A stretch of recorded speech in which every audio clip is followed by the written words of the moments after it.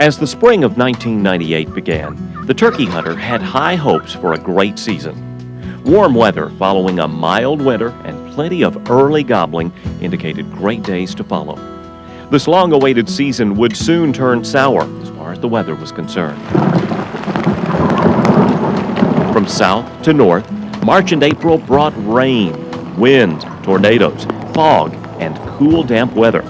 Since El Nino had brought bizarre weather over the past year, we'll blame it. Instead of an early spring, it seems everything was late, including the transitions of hens leaving the gobblers.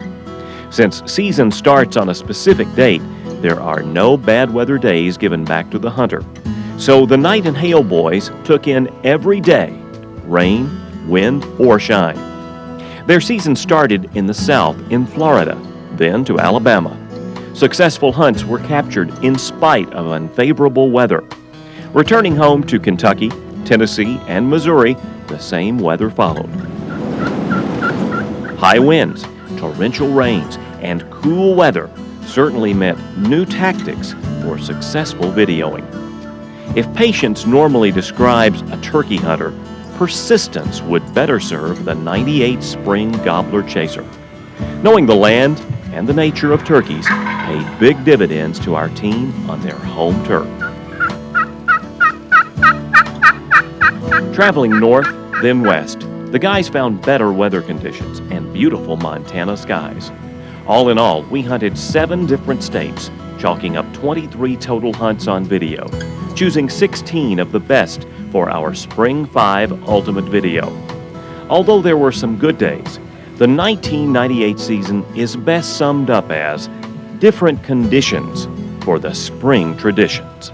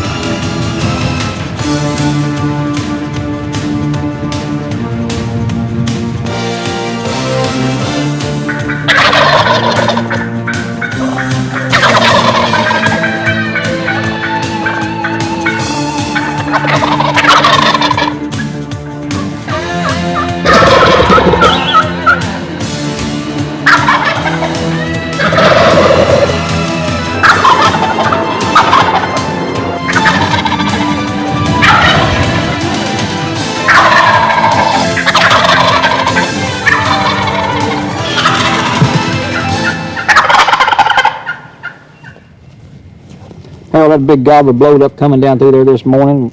Looked like he was 100 pounds, but you know what? That turkey weighed 22 pounds, and I didn't know Alabama raised that big a turkey. I tell you what, Chuck hit right on the head. I think these big old swamp turkeys in Alabama are bigger than some of these other turkeys. Boy, he wanted to fight. Y'all pull one of your old tricks on this guy, pull that fighting purr out, and I tell you what, a lot of people done forgot about them. I hadn't. I guarantee you. Well, now you're talking about swamp gobblers. As you look around here, we're on the Warrior River with an oxbow in here, and all these cypress trees, and some of these cypress trees are 100 years old, I guarantee you. And this is about as good as it gets to me, to what Alabama used to look like. I tell you what's absolutely beautiful. You got the big oak tree still left, and it's just absolutely beautiful here. And a gobbler gobbling. Ooh, it don't get much better than that. Guys, I don't know what the next 40-something days is going to bring, but the last 10 days has brought a lot of cool weather and a lot of rain. I sure am proud to see the sunshine. You know, we've been to, South Carolina for a couple, 3 days, got a hunt there. We've been to Florida, got a couple of hunts there. And I guess we're fixing to leave here from Alabama after a couple, 3 days, and we're going to head back north. And, you know, it's kind of interesting when you go south, you see all these leaves all budded out, and then when you get back up north, you like to have a snowstorm. That's going right back to winter again, ain't it? Well, we'll head here to Tennessee. You know, maybe it won't be that bad in Tennessee. Then we'll hunt Kentucky and go right on up to Illinois and Missouri, and then maybe out to Montana. I'm trying to figure out a way I can load some of this flat ground up and carry it up there with us to hunt on. I kind of like this. Mosquitoes and cottonmouths are a little tough. But well, now next week you're going to meet Walter, and I guess the old Nappy Head's ready to kill one of those Tennessee turkeys, you reckon? Y'all going to help us, aren't you? You know we'll struggle without y'all's help. I'm going to call for Walter this time. Well, I tell you what, he'd welcome it. I guarantee you that. Well, I don't know about y'all, but I'm taking about 5 days off from this filming because I got a couple of grandbabies coming, and I want them little rascals to feel what it's like to to be introduced to turkey hunting before they get out in the real world and see what it's like. You know, we've got some youth too, Dave. We're going to take turkey hunting this year, and I think that this, whether they have success or not, we introduced them to the great sport of turkey hunting, and I think that's good. Oh man, there's nothing like kids. I'm gonna drag my 5-year-old out there and let her scare one off just well, to experience it. You're going to do it in the time that I'm off. We're not going to do it on film. And folks, welcome to our 5th edition of Ultimate Spring Turkey Hunting. I promise you, we have got some great hunts already in the bag. I don't know what the next days are going to bring, but I got a feeling that the old turkeys are gobbling. We're going to make something happen. I hope this is not the last one. And I do Harold, too. I'll tell you what I'll do. I'll clean that dude if you'll cook it tonight. well, get to cleaning, buddy. Well, I'm going to do it. I'm going to do it. We're going to eat that Folks, turkey y'all tonight. stay tuned. We got some more great turkey action coming up. Boy, I sure wish you could hunt turkeys in the afternoon in Florida. Well, you can't, so you just rush to get out and scout and find a good place the next morning. Well, I believe we have found it. I wish you would look where they've been scratching these shooting. All right. There'll be turkeys here this morning. I'm surprised. They went out and feed on the wolf too. Look at the tracks. Brian, they've been here. Look right here. Look here, boy. They've been scratching, haven't they? They're digging them out. The weather here in Florida has been windy, wet, and cool for several weeks, and turkeys aren't gobbling very well. When Harold and David found that turkey sign, they knew where to be at first light. The plan was to get hidden and do a little calling.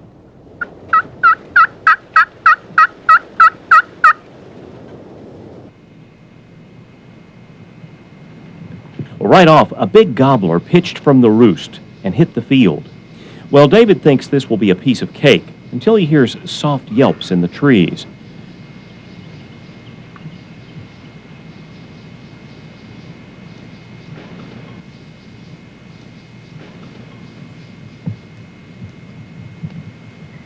Sure enough, this old Tom has a large harem of hens, and odds are they have met here before.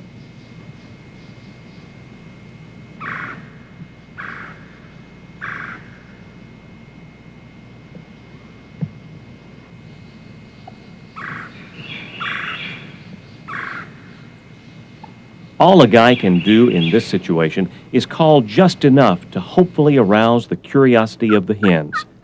Luckily, Harold is hidden behind David, so the guys will sound like more than one hen.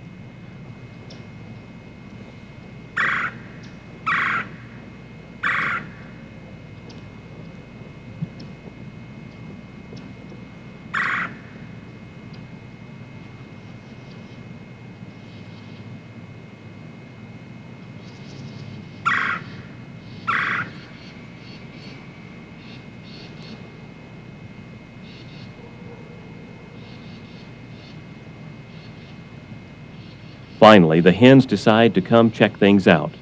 Mossy Oak's shadow leaf is doing a perfect job of concealing the Knight and Hale boys. Remaining undetected from all those eyes is not easy. One wrong move could spoil the moment.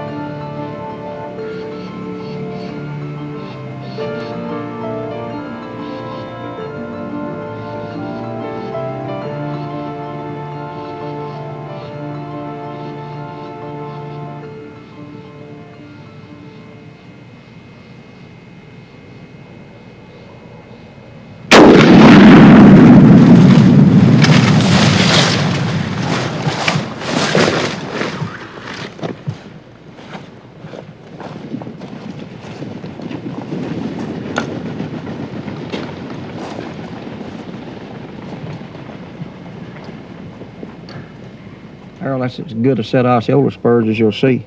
Man, I tell you what, I'm amazed at these old Florida turkeys. When they get past 3 years old, they have spurs, don't they? I'm telling you, well, look here. Now, anybody wants to know what a true Osceola, look at the barcode and that thing. Man, that's a lot different than the eastern turkey where we live. He's probably going to weigh 17 and a half, 18 pounds, but you know what? He was the daddy rabbit. Now, we came in here yesterday afternoon on this food plot. This choof was all out here. Yeah. And we saw those hens feeding in it, and knew it had to be a gobbler close You know, I was by. impressed seeing them hens fly in, too. You know, they do that a lot of times. They just fly right into... Well, we knew they wasn't roosted too far, and they flew right into this food plot this morning. You're exactly right.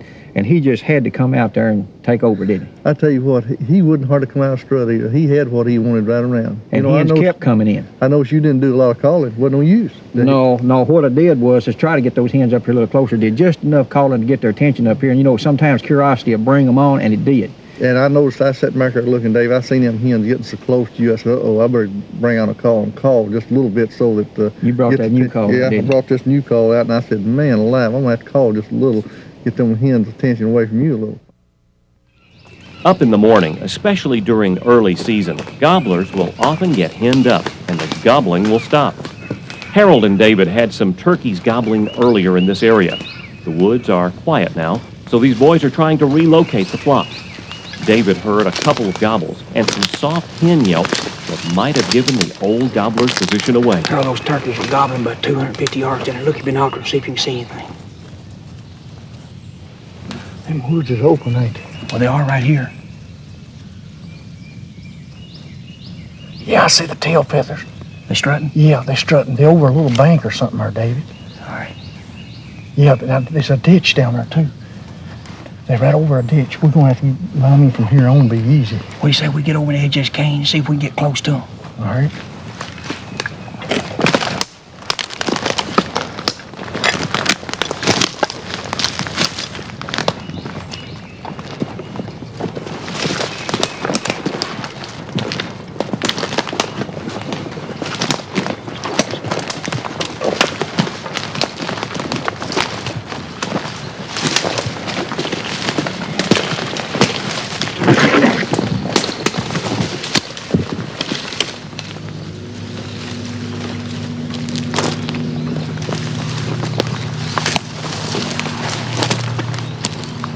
See if you can see those turkeys.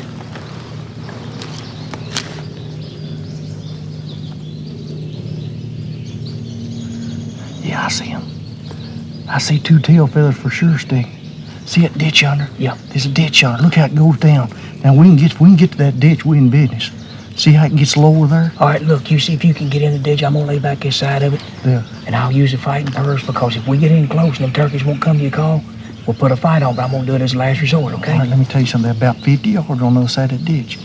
Now, you're going to sit up right behind me. I'm going to set it behind you. Come on.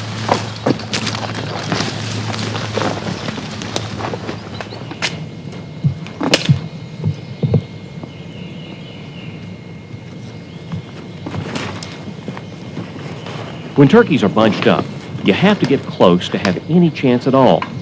These guys know if they can get close, David might sit back and try to coax one into Harold.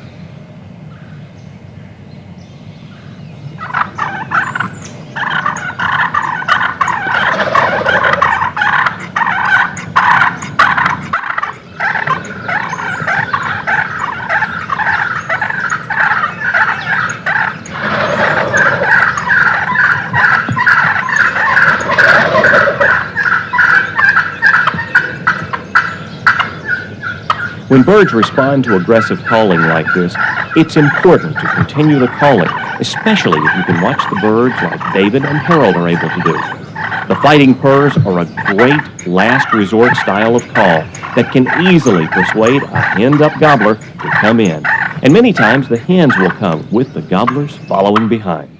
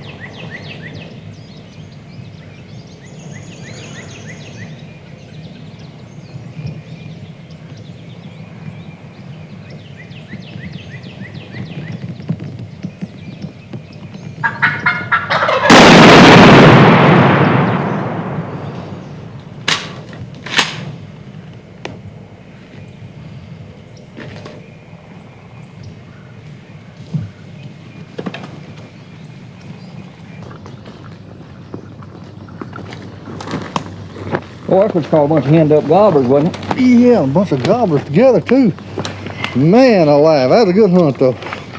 A good 2-year-old gobbler, Bubba. Yeah. He was boss of that little bunch down there, though, I wasn't he? tell you what, and I tell you something else. The scenario we was in this morning, we was falling in behind these turkeys. They wanting to go the other way. I was glad to see you pull out them fighting purrs. Well, you know what? When they walked out in that field out there and you saw them going edge of the woods, Yeah. it was a sneak attack all the way down through there trying to get close. You know, this time of year, I think the key to it is you have really got to get close to these turkeys if you're going to do anything with them, because they wouldn't hardly answer a call way up yonder. Well, they'd answer something loud, you know, like cutting or something real loud. But they, you know, they had what they wanted, David. They had the hens with them, and they was following those hens. But I tell you what, when you brought those fighting purrs out, the whole complexion changed them turkeys. I mean, one of them I was looking, you know, his wattle got red, and from that time on, they was easing a little closer. Well, he didn't break and run up here, but you know what? All three of those gobblers strutted back up here to see, or at least came back up here, and this one kept doing all the strutting. I think there's about 5 gobblers, and I could see about 3 of them. I think there's a Jake or 2 out there, and you know, they're scattered out to where. Well, I don't think there's any doubt the fighting purrs day was a ticket when you got in close to try to make them come back at 50, 75 yards. And, you know, I kept being concerned a little bit about you sitting on that log, but you was down below that hump, and all you had up was your head. You thought I'd done messed up sitting out in the open there, didn't you? Buddy, you did good. That's great.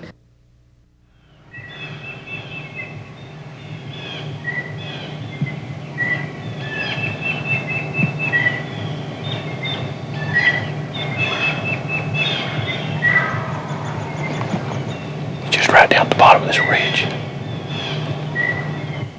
It may seem like luck that pro staffer Van Watham got this close to a gobbler that quick. Well, Van had been maneuvering for over an hour in order to get to the right place to work the gobblers. These turkeys have had experience with other hunters, so they won't allow many mistakes. Van is doing what the Knight Hale boys call getting into his kitchen. Basically, he's found one of their strutting zones. He's worked himself in real close by doing lots of slow moving and listening. Now it's time to take a seat and try some hen calls.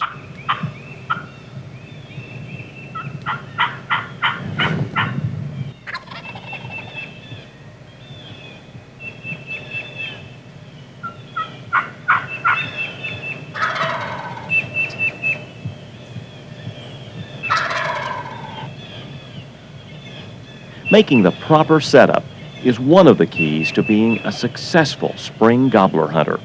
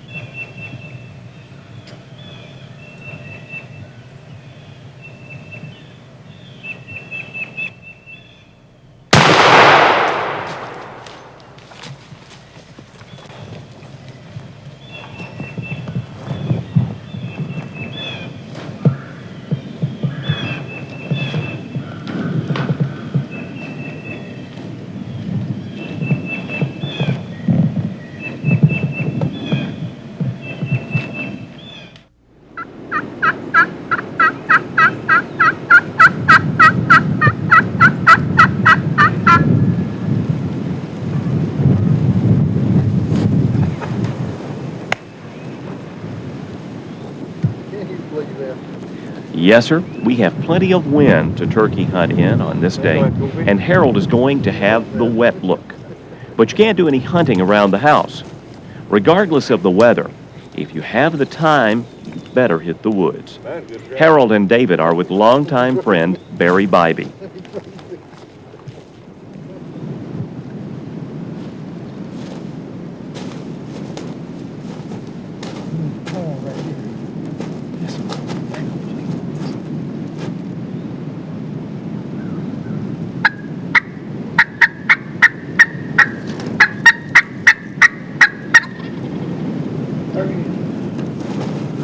Some pre-scouting has found several gobblers in this area, and before long, Harold's cutting has raised a response.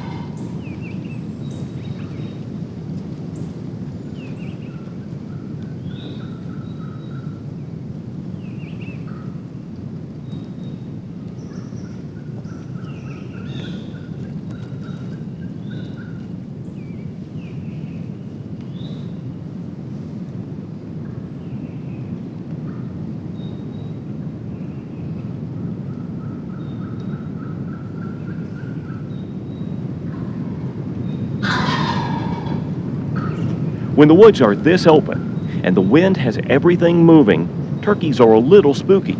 This old longbeard doesn't like something.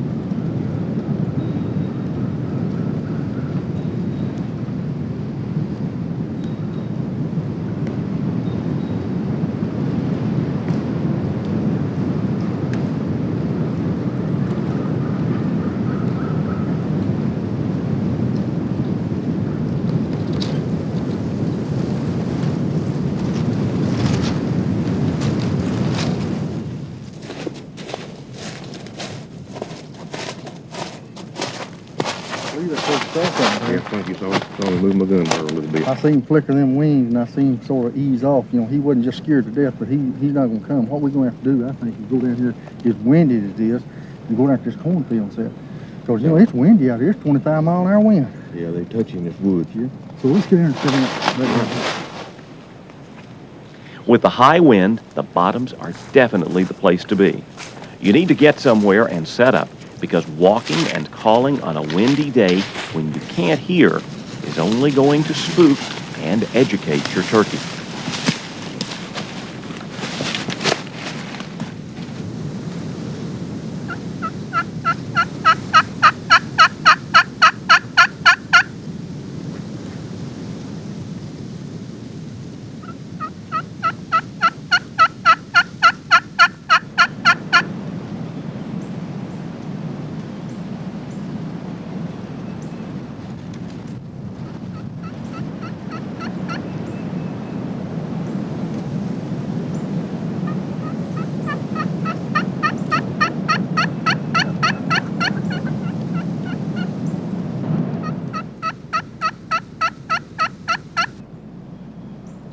The old Yeller friction call was a little like American Express.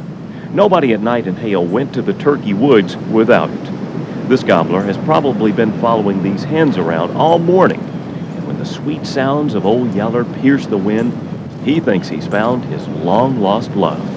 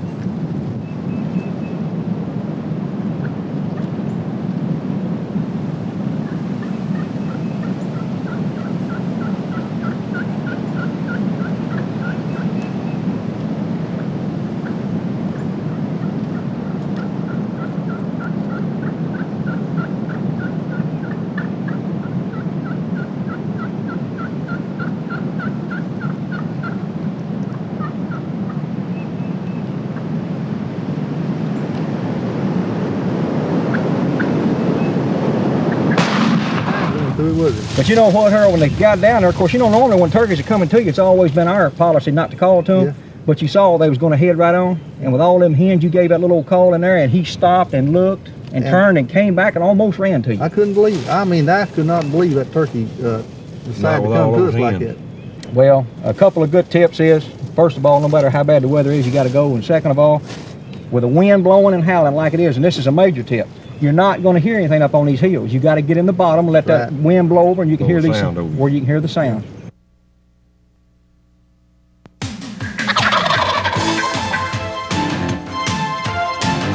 Let's join Harold Knight and David Hale for an Ultimate Spring 5 turkey hunting tip. Harold, every year you and I asked to come up with some tips that are different. Now, ain't that crazy? You know, you think you've told everything there is out there, but I think we got one special this time that's not only good for the beginner, but it's good for the seasoned hunter because he's probably never thought about it.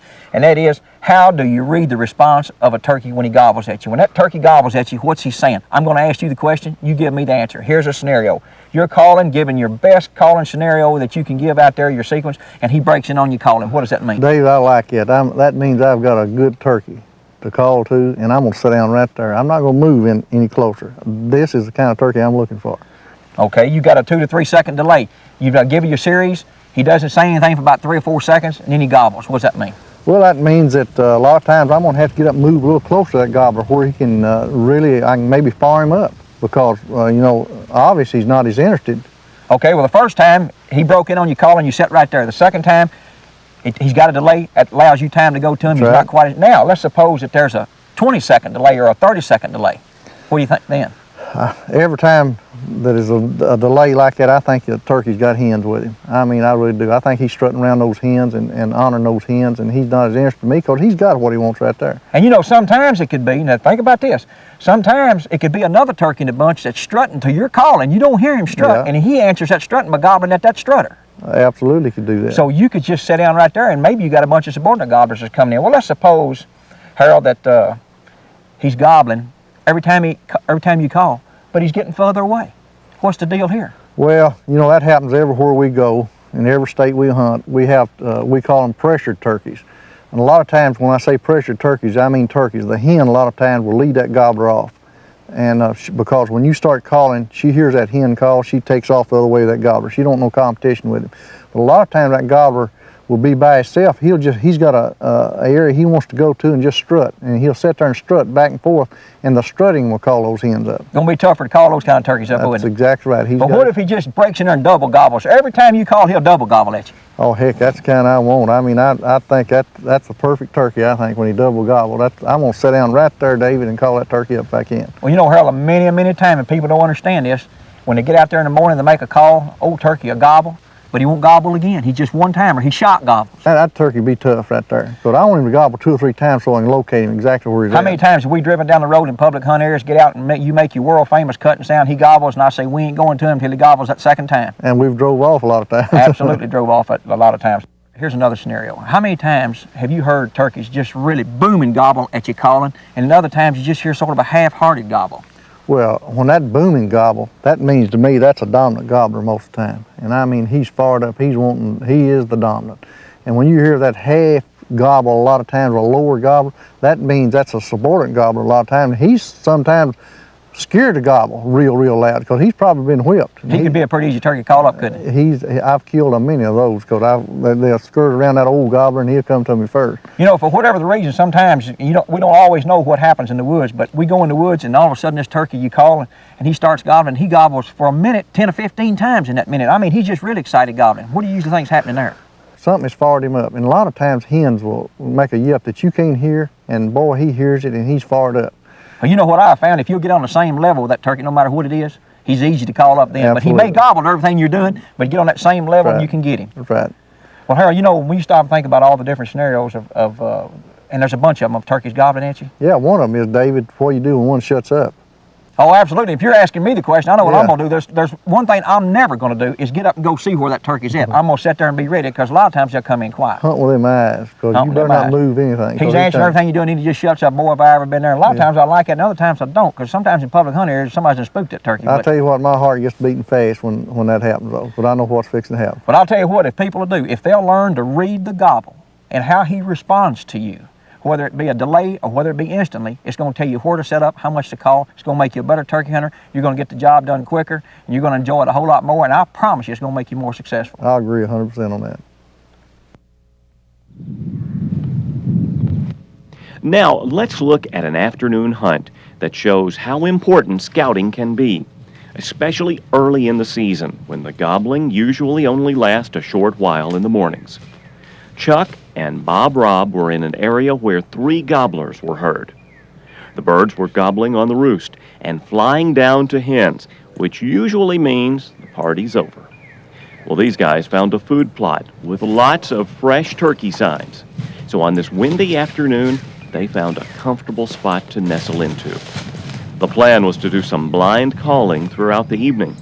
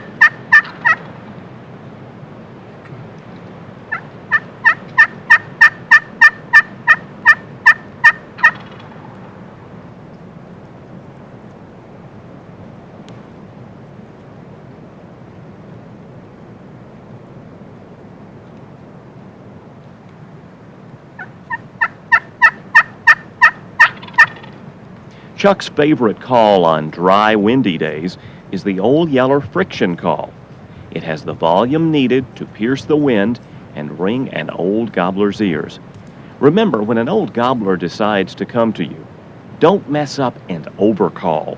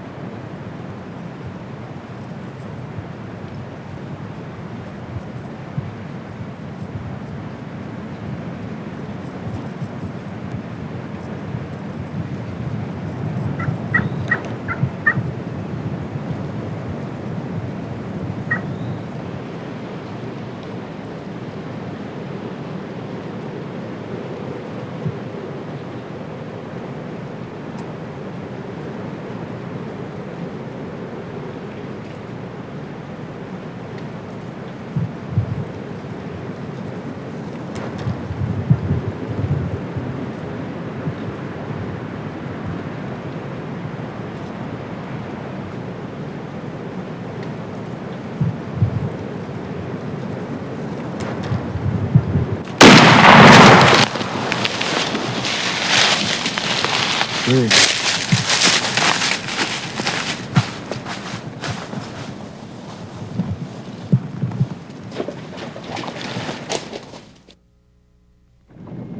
I tell you what, let's do, Harold. We get right around this pine thicket right here. There's some clover coming up on that field. A lot of times they'll get out there in the afternoons, and we'll slip up over the top of that hill, see if we can see them. These turkeys get in the field a lot in the afternoon, don't they? The son of a guns fight a lot in the afternoon too. Yeah. Well, this Get out time of here. year they're gonna fight. Well, you know, here it is, what, the 29th, 30th day of March, 85 degrees. Can you All believe record it? temperature high.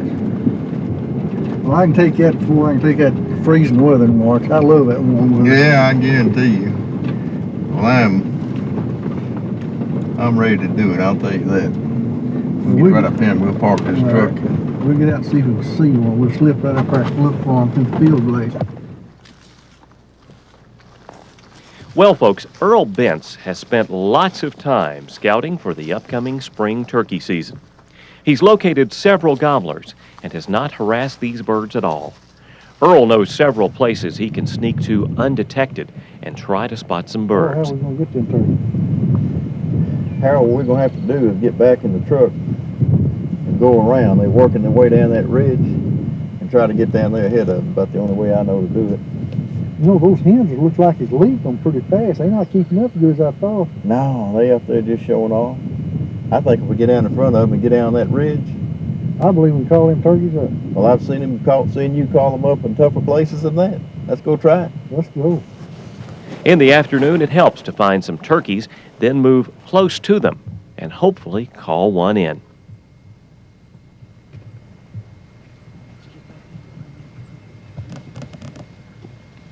This could be a perfect scenario.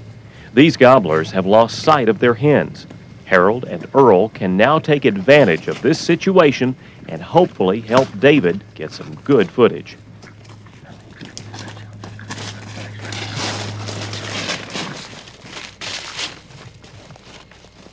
These guys have maneuvered in front of this flock, which can be a strong advantage. It's easier to call any game when you are in their line of travel.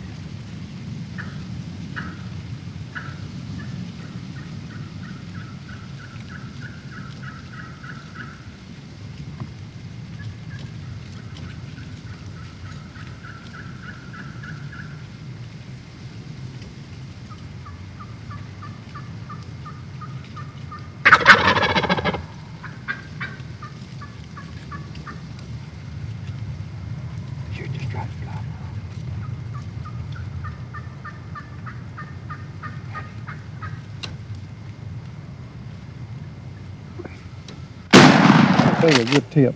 Is find them without any hens. And that's what we did. We found did. these turkeys without any hens. And I tell you what, this is a 2-year-old gobbler, which is an adult gobbler, and that is exactly what you're looking for. And I tell you what, he's got a big old thick oh, beard he's on a him. nice turkey. That's a nice turkey. But how many was it? 4? 3 of them came down. There was a 4th one up there. They started thought I fighting heard up that. on top of that hill up there, and man, I'm telling you, I guess they ran the other one off. But this was the one doing the strutting right here. So they have to settle that score about every day. What do you say? Let's pick this dude up and get out of here, and maybe I can get to come back in the morning. And maybe we can get to shoot another. That sounds good to me. Let's go. I sure enjoyed it.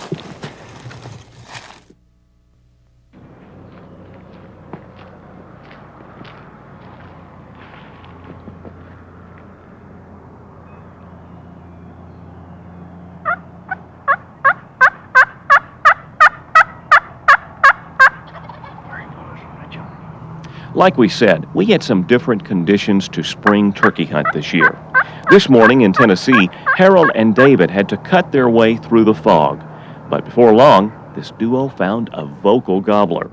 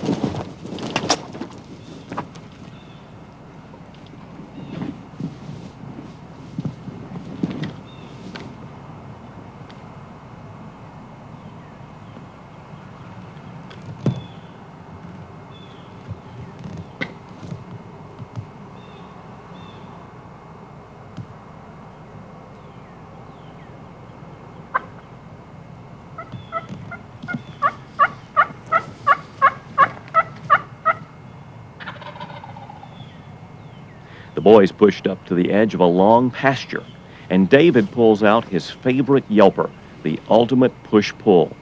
The boys have done some remodeling on the call, and it sounds like this gobbler approves of the change.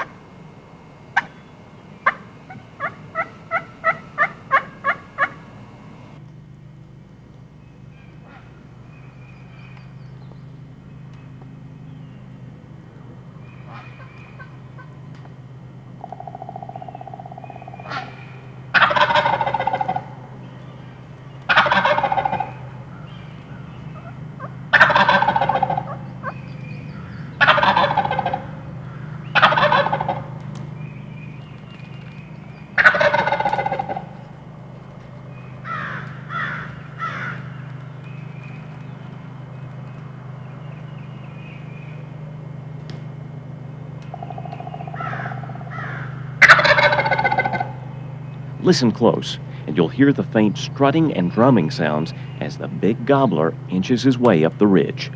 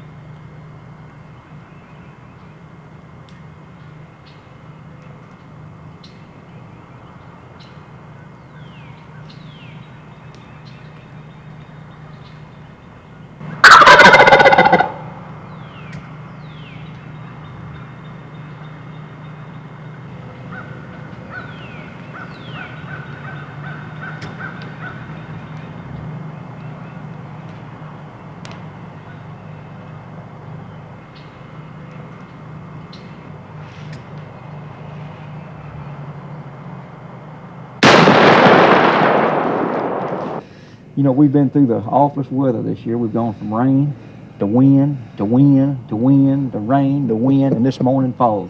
At least it was still. I could hear this morning. At least it was still. You know, owl hooting early this morning, we heard about 6, 7 turkeys gobble, and I'm not sure with all the bad weather we've had, they wasn't ready to gobble. I tell you what, I was ready to hear them gobble. I can tell you that, because I'm going to tell you, David, I've been the last few mornings, I couldn't even hear a turkey so windy.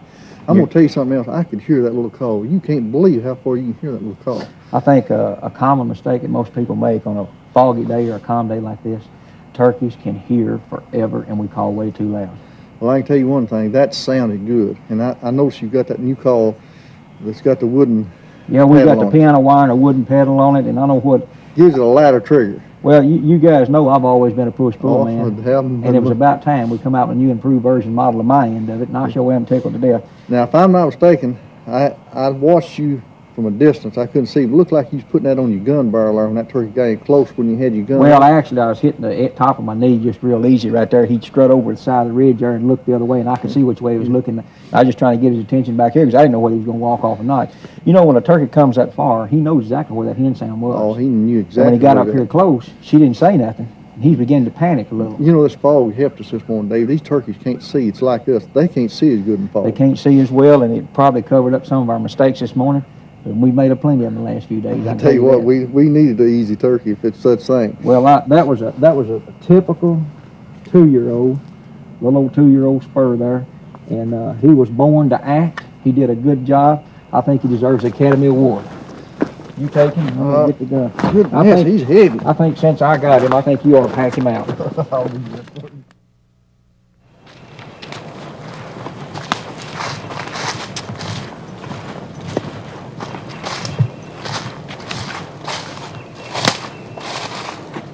We've set up twice on this gobbler. Haven't done any good yet, but he's got some hens with him.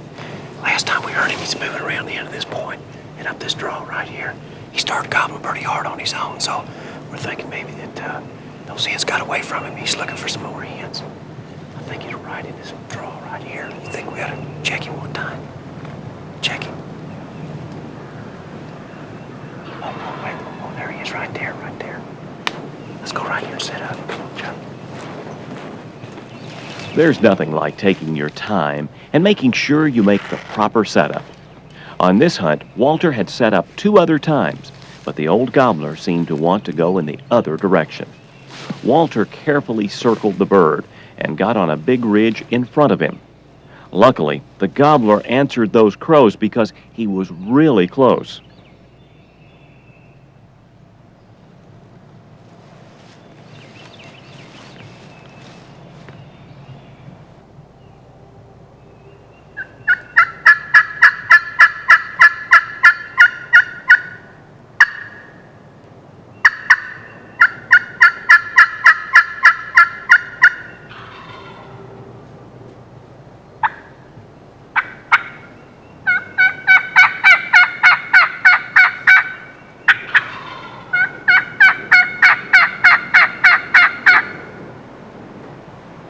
Well, this gobbler had lost his hens, so Walter mixed calls from Old Yeller and the select cutter had the boy convinced they were on the ridge, and it wasn't long before he strutted into view. The bird hopped up on a log so he could look around and to make sure the hens could see his full fan. There was no reason to call again. This bird knows exactly where those hen sounds came from. It was time to be patient and let him make the next move.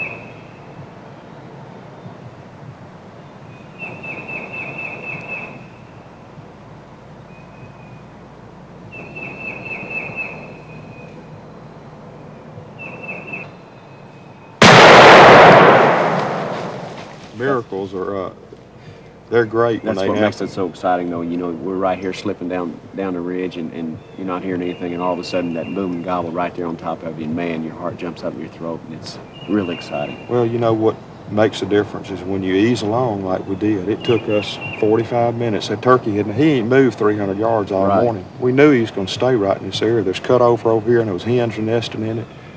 So we decided we'd go the next knob, if nothing else, just sit down there. I think a lot of people make a big mistake. A lot of hunters make mistakes by moving like that too much, and we were just probing around, just taking it easy and doing a lot of listening, more listening than anything else.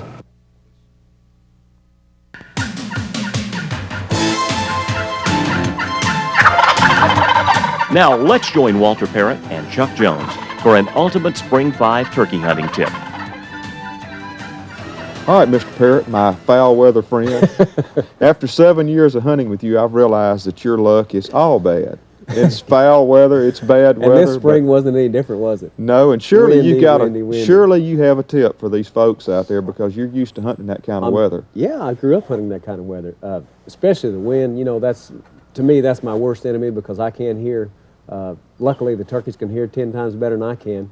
But I like to go back into the area where I know there's turkeys, and that stems back to your scouting, you know, and get right back in there where you know the birds are. And I like to use a loud call, which is friction calls and my mouth diaphragm, and I like to use that tube call a lot too. You use a tube call a lot, and you use a 4-reed cutter. And I tell you another good tip I think in the wind is splitting up. And we all have learned to hunt together, and it's very important to have your partner off of there 40, 50 yards away where he can listen.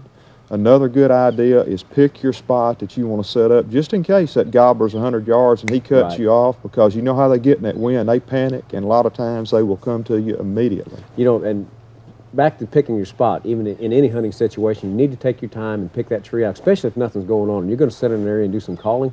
You know, look the terrain over and make sure you can turn if the turkey, which you don't know where the gobbler may come from behind you.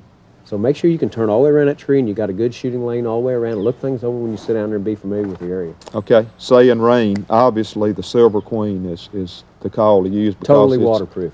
Totally waterproof. It's got an ultimate striker that's matched with it. You can submerge it in water and it'll work.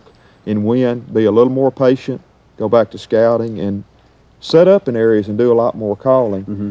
You favored the old Yeller call this year, the new Slatec call. It had volume we used to a ton. Why don't you demonstrate that call? Show us what it'll do in wind. Great little call. You can call loud on it, call soft on it. The harder you push, the louder it gets. Same technique as before, simply make an egg shape on it from the yelp.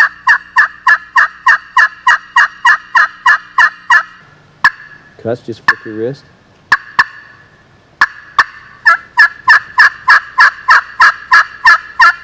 Okay, if y'all will notice, he's making a egg-shaped yelp with his striker.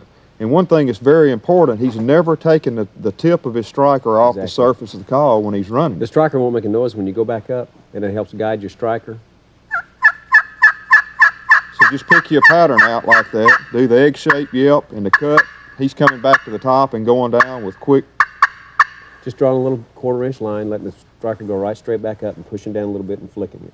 You know, another thing too, that call will work extremely well in close-in situations. Real soft yelp. It not only has a ton of volume, it'll be soft, it'll be clear, and it will be super raspy like an old hen can get when she gets excited. Very raspy, and you know, cluck and purr, you just simply make your striker a little bit longer. Moving your fingers up the peg a little more. What that does is let the striker vibrate and skip across the calling surface. Then the cluck, you just push down and... Okay.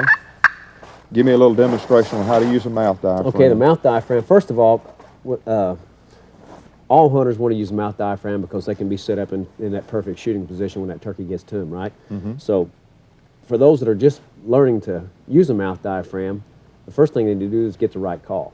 They need to get a straight double reed call. Okay. The hen yelp is made up of a high-low note. As you can see, we got a tab on our calls.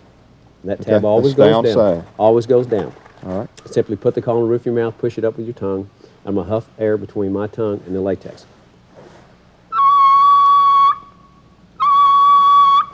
Got the high Okay, note. that's the high note. Now I'm going to drop my tongue off to get the low note. Okay.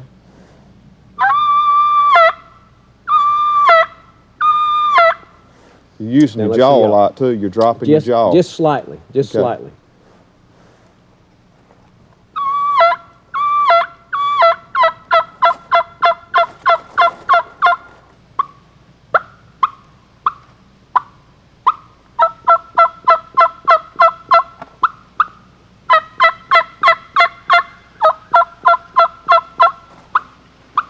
That's awesome. I tell you what, that sounds good, but it doesn't sound quite as good as that old hen that Harold had a dueling contest with last year. We're about to show that footage, and she sounds a lot like this box call. She What sounds do you say exactly we like take a a look box at that? call. Let's do it.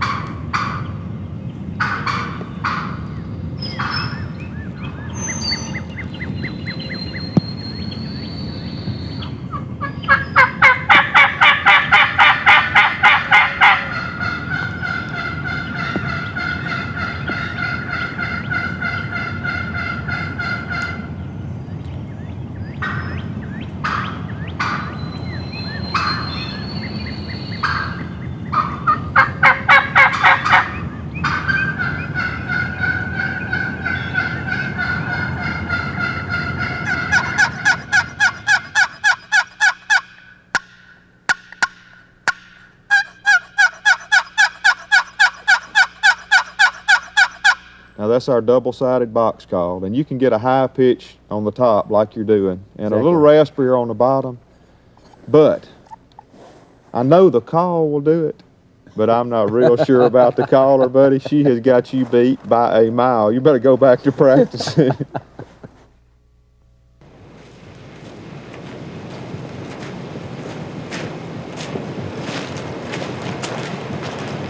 Here, what I'm gonna do, I'm gonna call real loud. This wind's blowing.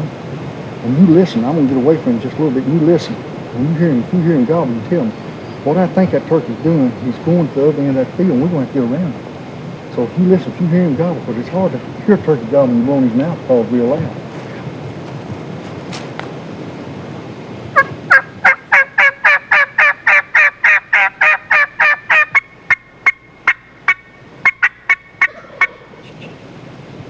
All right, what we're gonna do, look here, let's go right up here and go around that field.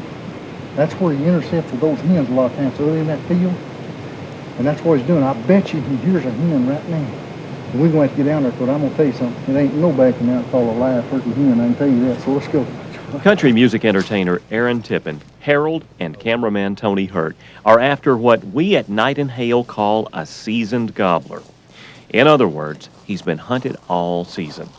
The boys are definitely going to have to do a lot of work and have a little luck if they're going to bag this gobbler. Thank good for this wind right here. They can't hear us or see us as good. Of course, we got a lot of stuff between us.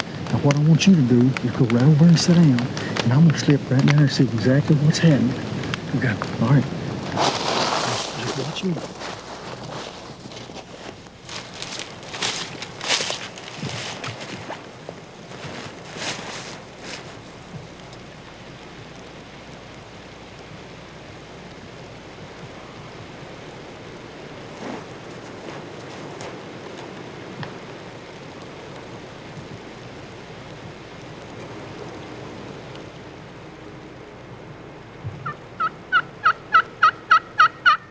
Harold is still hoping that this bird might not have hens and possibly will leave the field and come to the call.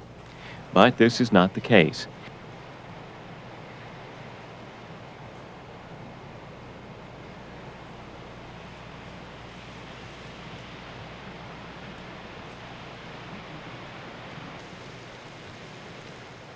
Knowing that it's impossible to call a gobbler away from hens, Harold decides to try to get Aaron up close enough for a shot by crawling up to the dry creek bed.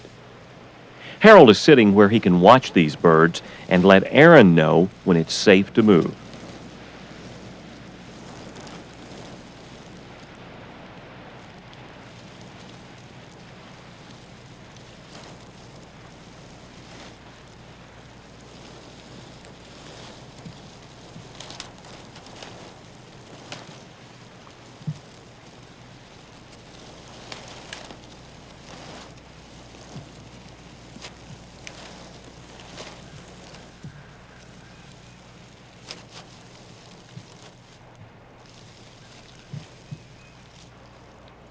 Easy, Aaron.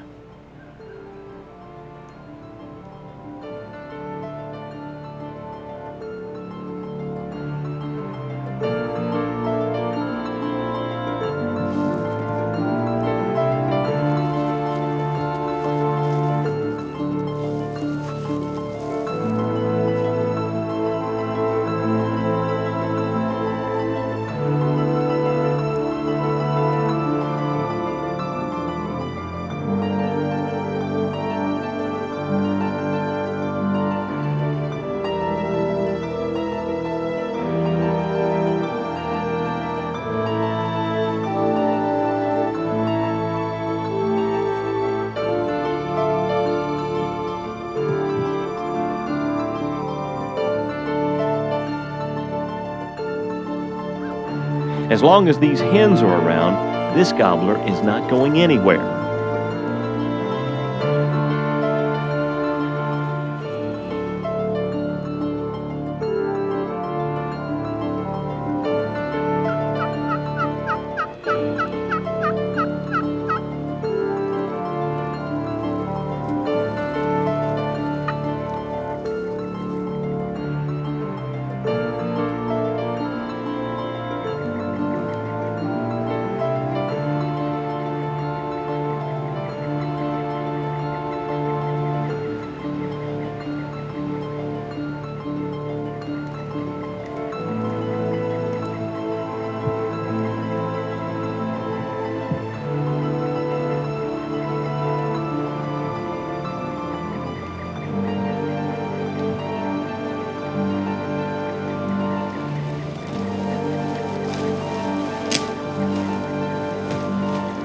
Those pretty yelps did bring this big gobbler a little closer.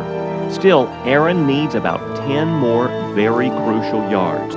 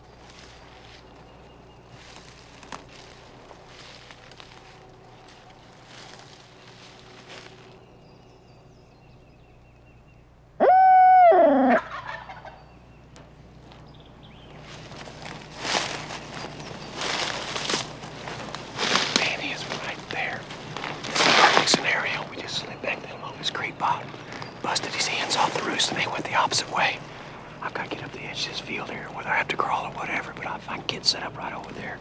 This is gonna work great. On opening day in the Bluegrass State, Walter had a great scenario. He maneuvered between a gobbler and his hens on the roost. The old gobbler was roosted far enough from the hens to allow Walter to ease between and flush the hens out of the trees and away from the gobbler. This tends to make a gobbler panic when he goes to sleep with a flock of eager hens and wakes up to find them gone. Walter eased to the edge of the small field and was set up exactly where the hens were roosted.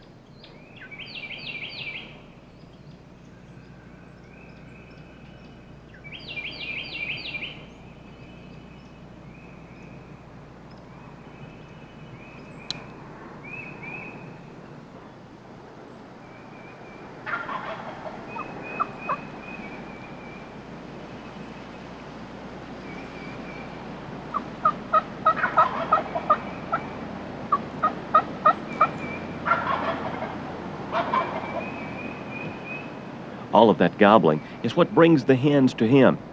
Remember, we turkey hunters are reversing nature by calling the gobbler to us. So when a bird is really vocal and answers often, he'll come to you if you give him enough time. Some gobblers will run right in, and others will take more time. A turkey hunter's best weapon is patience.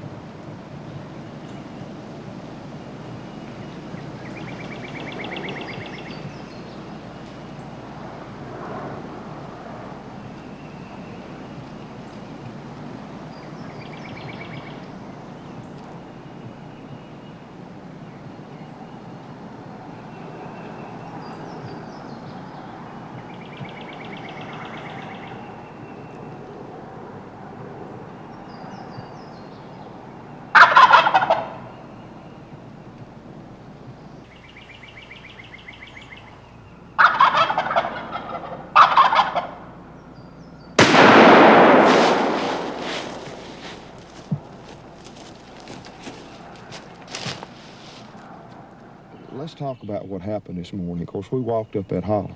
Exactly. And that turkey gobbled off to the left, and some hens started tree calling 100 yards or so off to the right, and we were dead between them. It wasn't planned that way. No, it sure wasn't. The good Lord takes care of idiots, they say, and we fell right in. He was watching a couple this morning, wasn't I'm he? telling you. But you know, you did something there that I thought was good. You eased over there toward those hens. Of course, you knew you had room, and pushed them a little bit, and they flew the country. And flew. A lot of times they'll fly toward that gobbler, but they flew the other way. And I mean, we were really fortunate they did that. Boy, I saw your eyes light up then. I said, man, he's feeling good. And that's a perfect scenario, too. I mean, it is absolutely perfect. No doubt. That's a good turkey. Great turkey, man. He gobbled a little bit, didn't he? Man, he put on a show, and he finally showed up in that field. I couldn't see him. I heard him walking, and I saw you get down on that gun. I was like, oh, man, this first day, I hope you don't shoot that turkey before I can see him. But he got in that field and stayed there. And he's been strapped with those hens in that field, hadn't he? We just knew he was going to come in there. Harry, you talking about red buds, it don't get no prettier than this, does it? This is just about as pretty as you see red buds in the state of Kentucky. These dogwoods are just ready to bloom out. Red buds are always a little ahead of your dogwoods. Dogwoods now is turning sort of that yellowish color, and it'll turn real white in the next few days as sunshine out. I think it's some kind of a trigger mechanism in a turkey. When he sees these red buds and dogwoods blooming, he knows it's time, don't That's he? exactly, he knows it's time in. Well, you know what? It's a trigger button in me, and I know it's time. Well, I've always said April's my favorite month of the year. Harold, you got to come back to these old LBO hills every once in a while. Just get another dose of it, don't you? You ain't joking, man. I tell you what, this is an enjoyable day when you get to come back over here, especially where your old home place was. You know, the old saying is, ain't nothing like home. I don't care where you're from, you always like to go back home. Well, this is certainly going to bring some memories back to you. Now, I wasn't raised over here, but I spent 25, 30 years over here chasing these turkeys too, so I kind of feel like it's home to me. You've got a lot of memories too over here, don't you? Absolutely, and I'll tell you what, right around up here is where you was raised, and we're going to pull in here and just see if his great, well, I don't know how many great his grandkids is going to yip at, gobble at you. Spring has sprung here in the land between the lakes in Kentucky, and Harold has been drawn for the first quota hunt. Let's join him and David for some hardwood hill gobbler hunting.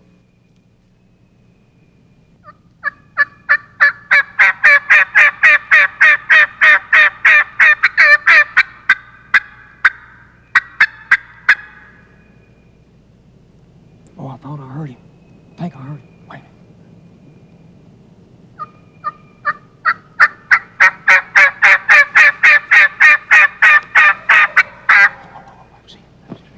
Harold and David like to return to areas where they heard turkeys gobbling at daybreak. Many times, these gobblers will fly down with some hens and court them for 2 or 3 hours. Then the hens will sneak off. This usually puts the gobbler in a state of panic, and the Knight Hale boys love this situation.